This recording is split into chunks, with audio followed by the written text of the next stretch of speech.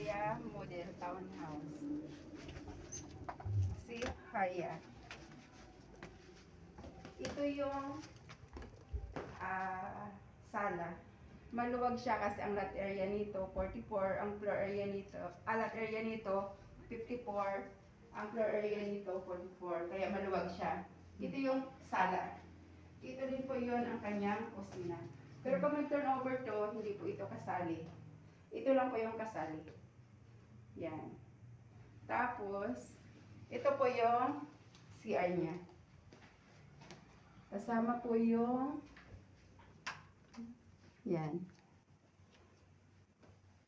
Tapos, ito po yung sa likuran ng space. Ayan.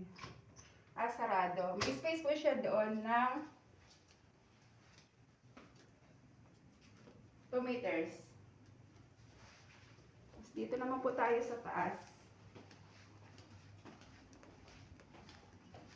Akyat tayo sa taas. Okay. Ito po yung mga ang hagdan niya po, medyo malapad din kaya mas advantage din po ito sa mga kliyente natin. Yan. Ito po yung first bedroom. Yan.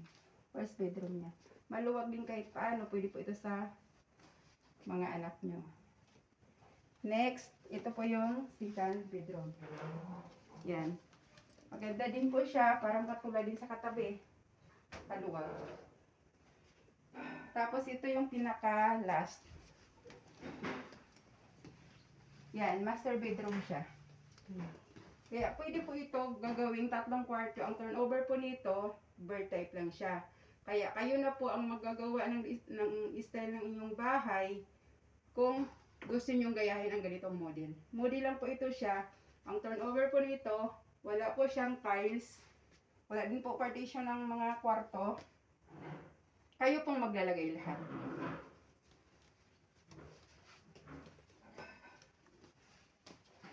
Tapos bababa na po tayo.